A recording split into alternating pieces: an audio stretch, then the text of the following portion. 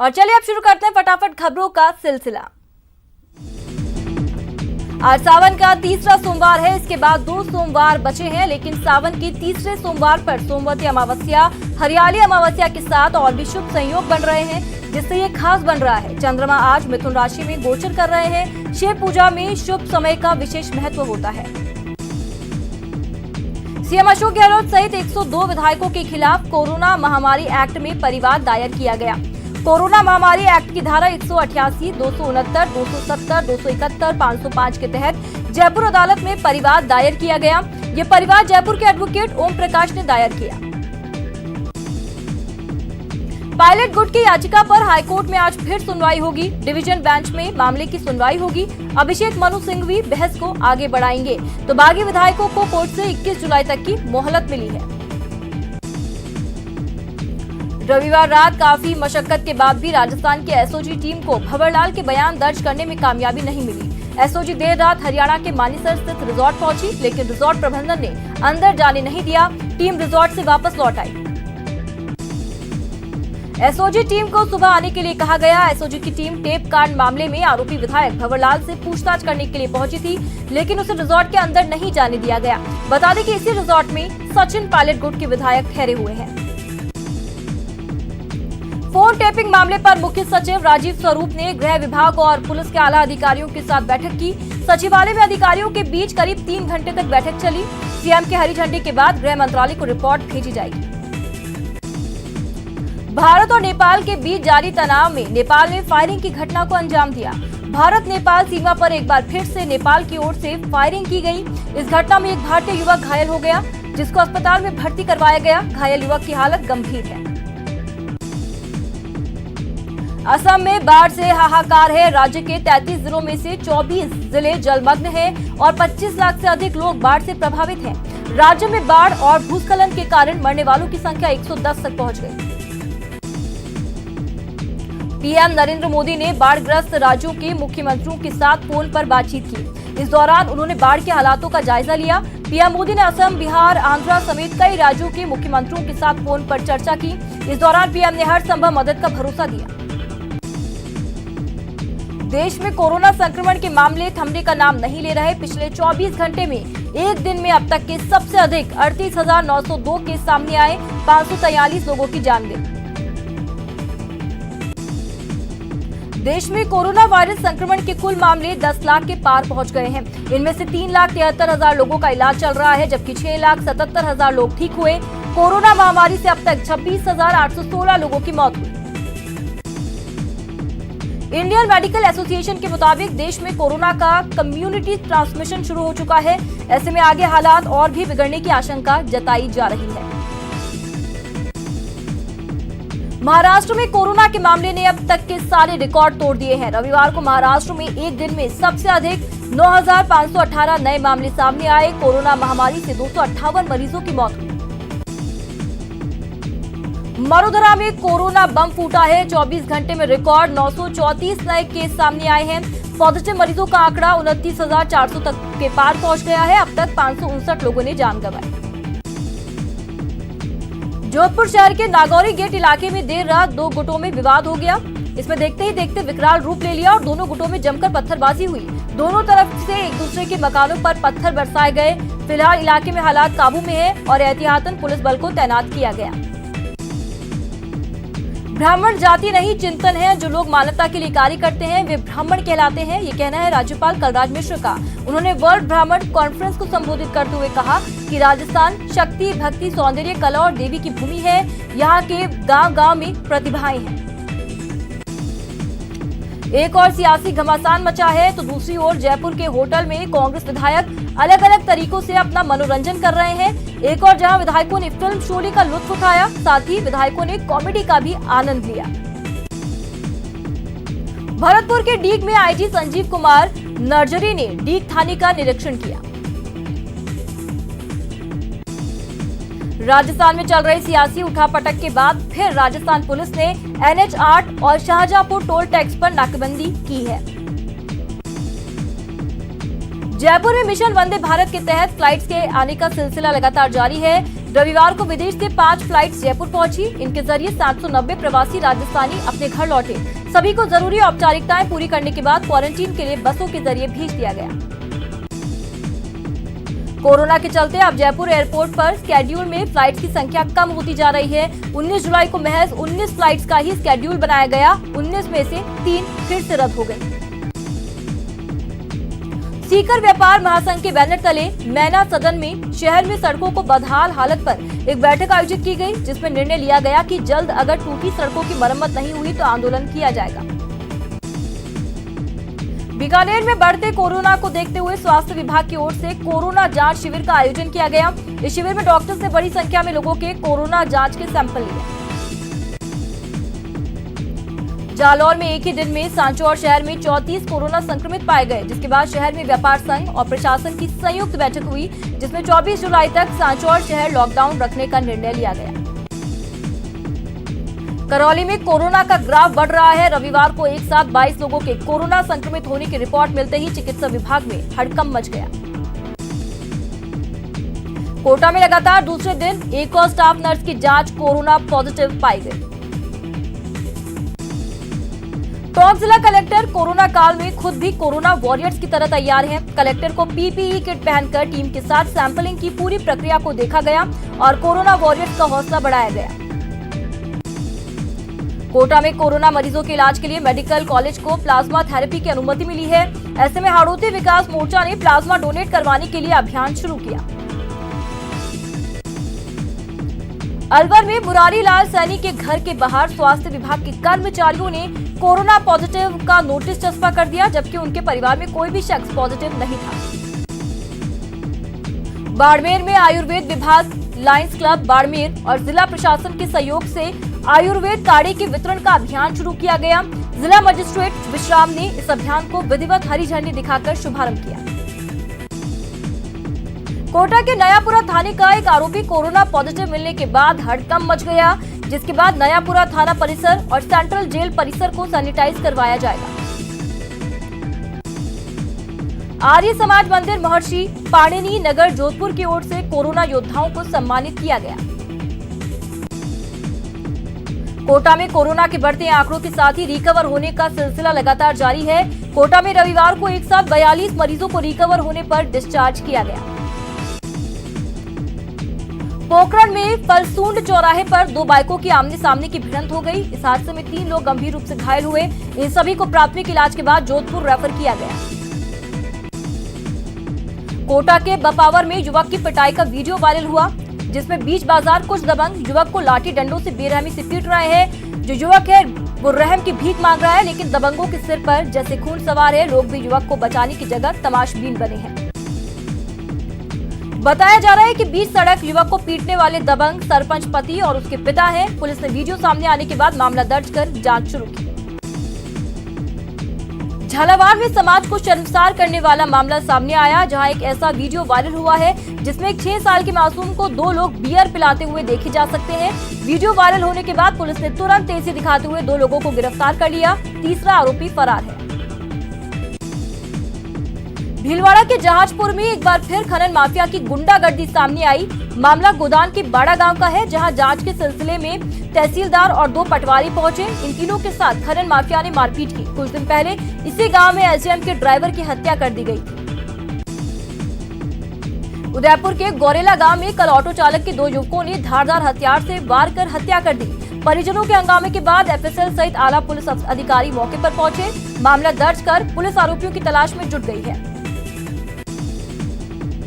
जयपुर में गंगा जमुनी तहजीब की मिसाल देखने को मिली, जहां पिंक सिटी की बेटी नेहा अंजुम की शादी हिंदू समाज सेवी रवि नैया ने बड़े शानो शौकत और मुस्लिम रीति रिवाज के साथ पूरी करवाई। शादी समारोह में बीजेपी प्रदेशाध्यक्ष सतीश पूनिया समेत शहर के गणमान्य लोगों ने पहुंचकर वर वधू को आशीर्वाद दिया। भीलवाड़ा का तिलस्वा महादेव मंदिर चर्म रोग निदान के लिए जाना जाता है। हर साल सावन में यहाँ भक्तों का सैलाब उमड़ता है, लेकिन इस बार कोरोना के कारण मंदिर बंद रहेगा। पुजारी मंदिर में पूजा अर्चना और अनुष्ठान करेंगे। मान्यता है कि यहाँ कुंड में नहाने से चर्म रोग दूर हो जाते हैं। सादुलपुर के बहुचर्चित नरेश हत्याकांड के 2 आरोपी पुलिस के हत्थे चढ़ गए हैं। आरोपी के पास से अवैध पिस्टल और जिंदा कारतूस सहित पुलिस ने गिरफ्तार किया। प्रतापगढ़ के देवगढ़ थाना क्षेत्र में आज 108 एम्बुलेंस और पिकअप में आमने सामने की टक्कर हो गई। इस हादसे में पिकअप ने 10 लोग घायल हो गए।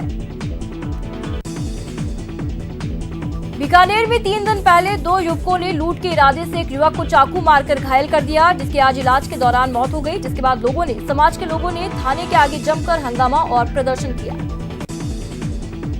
कोटा की कैथून थाना पुलिस और डीएसटी की टीम ने अवैध शराब के साथ 2 तस्करों को गिरफ्तार किया। चूरू के तारानगर में 2 दिन पहले हुई युवक की हत्या के मामले में पुलिस ने खुलासा कर दिया है और हत्या के 3 आरोपियों को गिरफ्तार किया। सीकर के नीमका थाना कोतवाली पुलिस ने 9 साल से फरार एक शातिर अपराधी दिनेश उर्फ तांत्रिक मीणा को गिरफ्तार कर लिया। प्रतापगढ़ जिले के निनौर में घर के बाहर खड़ी 2 बाइक चोरी हो गई। चोरी की वारदात सीसीटीवी कैमरे में कैद हो गई है। कोटा के थर्मल गेट के पास राख के कंटेनर में एक ट्रक ड्राइवर का सड़ा गला शव मिला, जिससे इलाज में अफरा तफरी का माहौल मच गया, तो वहीं इलाके में सनसनी भी फैल गई। चूरू के बिसाऊ में कार ने बाइक को टक्कर मार दी। हादसे में एक युवक की मौत हो गई, जबकि दूसरा गंभीर रूप से घायल है। जयपुर भरतपुर हाईवे पर अज्ञात वाहन ने बाइक को टक्कर मार दी, जिसके बाद बाइक पर सवार एक व्यक्ति की मौके पर मौत हो गई, दूसरा गंभीर रूप से घायल है। धौलपुर के निहालगंज में विद्युत तार की मेंटेनेंस के लिए की गई विद्युत निगम की टीम के साथ स्थानीय लोगों ने मारपीट की, जिससे टीम के सदस्यों को गंभीर चोटें आईं। भरतपुर पुलिस ने अवैध हथियारों का जखीरा पकड़ा। मौके से एक आरोपी को भी पुलिस ने गिरफ्तार किया है। रतनगढ़ के वार्ड 1 के 5 घरों में करंट दौड़ने से एक 13 साल का बच्चा झुलस गया और एक मकान की छत भी उखड़ गई। घर की बिजली लाइन और इलेक्ट्रॉनिक्स आइटम जल गए। अलवर के विहार थाना पुलिस ने दुष्कर्म के मामले में पीशी से फरार हुए 2500 रुपए इनामी रेपिस्ट हरिकिशन को गिरफ्तार किया। कोटा के ग्रामीण इलाके में बंद पड़ी खदान में डूबकर 16 साल के किशोर की मौत हो गई। टोंक के पचेवर थाना क्षेत्र में जमीनी विवाद में छोटे भाई के परिवार के 5 लोगों ने बड़े भाई पर जानलेवा हमला किया, जिसमें अधेड़ भाई बुरी तरह घायल हो गया। धौलपुर के दिहौली में पुरानी रंजिश को लेकर 2 गुटों में खूनी जंग हो गई। दोनों तरफ से फायरिंग में करीब 6 लोग घायल हुए। सभी हमलावर गांव से फरार हैं। बूंदी के नैनवा में 15 मिनट तक हुई तेज बारिश के चलते कस्बे के वार्ड नंबर 20 में महिला का पक्का मकान गिर गया। अलवर के मालाखेड़ा में महिला से अश्लील हरकत करने वाले पर जानलेवा हमला किया गया। महिला के पति ने धारदार हथियार से हमला कर उसे घायल कर दिया। अलवर के बहरोड में बेकाबू पिकअप गाड़ी आगे चल रहे ट्रक से टकराकर हाईवे के बीच पलट गई। हादसे में पिकअप चालक की मौके पर मौत हो गई। कोरोना काल में सरकार ने प्रदेश के विश्वविद्यालयों के छात्रों को प्रमोट करने का फैसला किया, लेकिन इस बीच मानव संसाधन विभाग ने राज्य को पत्र लिखकर फाइनल परीक्षा को कराने की बात कही, जिसे राज्य सरकार ने असंभव। अब स्टूडेंट्स पशुपेश में हैं। कोटा की रामगंज मंडी में फल सब्जी मंडी की गाइडलाइन का पालन करवाने गई पुलिस और किसानों में कहासुनी हो गई। दरअसल किसानों का आरोप लगा रहे हैं। कोटा में गांधी चौक पर सत्याग्रह कर बीजेपी के खिलाफ अपना विरोध दर्ज करवाया गया। कांग्रेस कार्यकर्ता गांधी चौक पर एकत्र हुए और करीब 1 घंटे मौन विरोध प्रदर्शन किया। नागौर में यूथ कांग्रेस का प्रदर्शन जारी है। केंद्रीय मंत्री गजेंद्र सिंह शेखावत का पुतला जलाकर विरोध जताया गया। दौसा के कोलवा गांव में मनरेगा योजना के तहत कार्य कर रही महिलाओं ने प्रदर्शन किया और पूर्व सरपंच के पति के खिलाफ गाली गलौज का आरोप लगाया और कार्रवाई की मांग की। अलवर के 9वीं क्लास के बच्चे में पीएम और मुख्यमंत्री को पत्र लिखकर पढ़ाई में मदद देने की गुहार लगाई, क्योंकि कोरोना काल में उसकी परिवार की आर्थिक संकट से जूझ रहा है। डूंगरपुर में बिजली चोरी के मामले में डिस्कॉम ने रिकॉर्ड तोड़ कार्रवाई की। नए वित्तीय वर्ष में 15 मई से 15 जुलाई तक सिर्फ 2 महीने में 706 केस के खुलासे हुए। 528 मामले बिजली के दुरुपयोग के भी पकड़े गए। अलवर की कोतवाली थाना पुलिस ने चूड़ी मार्केट में कोरोना गाइडलाइन का उल्लंघन करने पर दुकानदार और ग्राहकों के चालान काटे, जिससे बाजार में हड़कंप मच गया। बूंदी में पुलिस प्रशासन की ओर से कांस्टेबल पदोन्नति परीक्षा का आयोजन किया गया। परीक्षा में हेड कांस्टेबल के 53 पदों के लिए 221 कांस्टेबल ने भाग लिया। चूरू के सुजानगढ़ में पुलिस थानों का चूरू जिला पुलिस अधीक्षक ने निरीक्षण किया।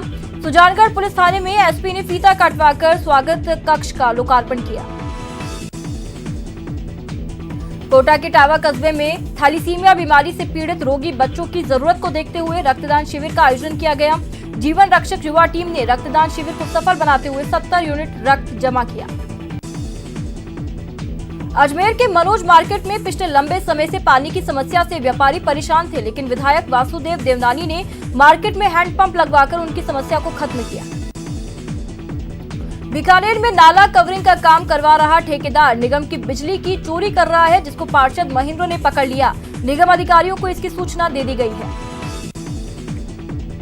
टोंक में NH 148D उनियारा गुलाबपुरा पर चौपहिया वाहनों का सफर महंगा हो गया है। टोल प्लाजा के हुए शुभारंभ के साथ ही निर्धारित की गई दरों से टोल वसूली शुरू कर दी गई।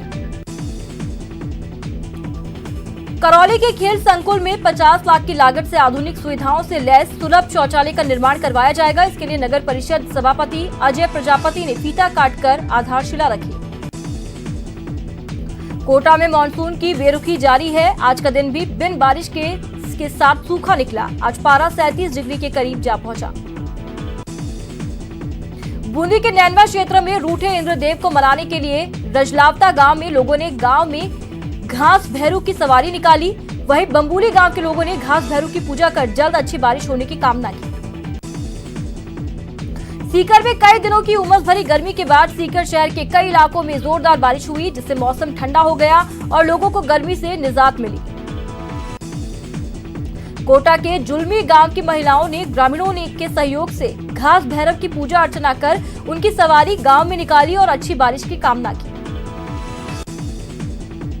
कोटा के इटावा में 2 सप्ताह बाद बारिश हुई। बारिश से कस्बे वासियों के चेहरे खिल उठे। करीब 1.5 घंटे तक मूसलाधार बारिश हुई। सड़कों पर तो पानी भर गया।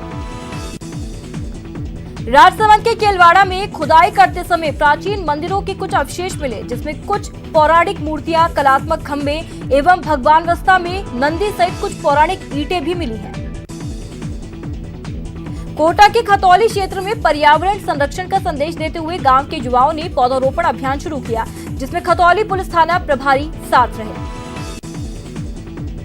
करौली के जिला स्थापना दिवस मनाया गया, जिस पर राजस्थान राज्य भारत स्काउट गाइड की ओर से कलेक्ट्रेट कार्यालय पर पौधारोपण किया गया।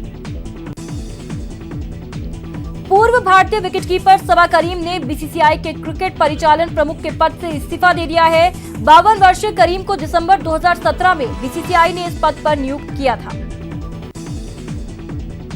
भारतीय टीम के पूर्व क्रिकेटर एस बद्रीनाथ ने एक बड़ा खुलासा किया। मिडिल ऑर्डर बल्लेबाज बद्री ने कहा, उन्होंने टीम इंडिया में जगह बनाने के लिए सब कुछ किया, लेकिन कुछ दिग्गज। पूर्व पाकिस्तानी क्रिकेटर शाहिद अफरीदी ने भारत के पूर्व ओपनर गौतम गंभीर पर बड़ा बयान दिया। अफरीदी ने कहा कि वो गंभीर को एक बल्लेबाज के तौर पर हमेशा पसंद करते थे, लेकिन एक इंसान के तौर पर गंभीर उन्हें अच्छे नहीं मानते। सुप्रीम कोर्ट में मुख्य याचिकाकर्ता आदित्य वर्मा ने बीसीसीआई से बिहार क्रिकेट संघ पर हुई चर्चा की जानकारी उपलब्ध कराने की मांग की। पूर्व कप्तान माइकल वॉन ने बेन स्टोक्स की जमकर तारीफ की। वॉन ने कहा कि इंग्लिश ऑलराउंडर सुपरस्टार है, ऐसा कोई काम नहीं जो वो नहीं कर सकते। ऑस्ट्रेलिया के पूर्व कप्तान इयान चापल ने डीआरएस में आमूलचूल बदलाव की मांग की। इस दिग्गज का कहना है कि ये नियम खिलाड़ियों के विरोध को बढ़ावा देता है। अमेरिका के राष्ट्रपति डोनाल्ड ट्रंप ने अपनी सभी चुनावी रैलियां रोक दी हैं। इन रैलियों की वजह से वोटर से टेलीफोन के जरिए जुड़ेंगे, जिसे उन्होंने टेली रैली नाम दिया। ब्रिटिश एमपी डेबी अब्राहम्स की अगुवाई में सांसदों पाक अधिकृत कश्मीर के दौरे के लिए भारी भरकम रकम अदा की गई है। इसका खुलासा ब्रिटेन के ऑल पार्टी पार्लियामेंट्री ग्रुप और all party parliamentary Kashmir group के रजिस्टर से हुआ। पाकिस्तानी पीएम इमरान खान के मंत्रिमंडल के कम से कम 7 सदस्यों के पास या दोहरी नागरिकता है या वो किसी अन्य देश के स्थायी निवासी हैं। इन मंत्रियों की संपत्ति और राष्ट्रीयता का विवरण मंत्रिमंडल प्रभाग की वेबसाइट पर डाला गया। ताइवान और चीन के बीच तनावपूर्ण स्थिति बरकरार है। भले ही चीन ताइवान से कहीं ज्यादा ताकतवर हो, ताइवान अगर सटीक रणनीति के साथ काम करे तो पासा पलट भी सकता है। नेपाल के पीएम केपी शर्मा ओली एक भविष्य का फैसला एक बार फिर टल गया है। सत्तारूढ़ नेपाल कम्युनिस्ट पार्टी ने एक बार फिर अपनी शक्तिशाली स्थायी समिति की महत्वपूर्ण बैठक को 2 दिनों के लिए स्थगित किया।